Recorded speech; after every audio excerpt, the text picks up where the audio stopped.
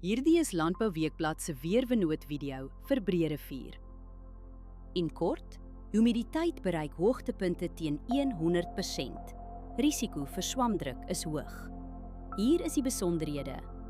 Sedert Januarie het ons 302 mm reën gehad, 154% meer as die 5-jaar gemiddelde.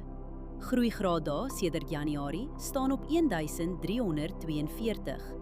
Dit is 38 grade daar laer as die 5-jaar gemiddelde. Die laagste temperatuur wat voorspel word is 6,3 grade. Die hoogste is 19,9 grade. Die grootste dag tot nagwisseling is sowat 12 grade, matig en binne normale grense. 199,5 mm reën word die week verwag. Trekkertoegang en bespuiting raak moeilik totdat lande weer opdroog. Die ergste windag is Maandag met ongeveer 23,6 km/h. Vermy spuit op daardie dag. Nog een dag die week raak ook 15 km/h of meer. Hou windsnelheid op die dag self dop voordat jy spuit, asook windrigting, windvlae, temperatuur, humiditeit en delta T. Verdamping is die hele week onder 2 mm.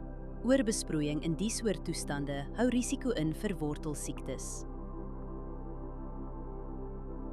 Humiditeit is meestal hoog en blaarnatheid gaan Maandag sterk wees. Dis is die kans vir hoë swamdruk aansienlik. Onder die toestande kan swaminfeksies vinnig versprei op vatbare blokke. As jy een ding doen, oorweeg dit om voorkomende swamdoder vir die eerste droë, kalm oggend te skeduleer. Hierdie weerinligting is gebaseer op werklike data vanaf meetstasies. Die data word deur TerraClim skoongemaak en geverifieer. KI-interpretasies word deur grondwaarheidsdata onderlê. Aangedryf deur Villa Crop Protection.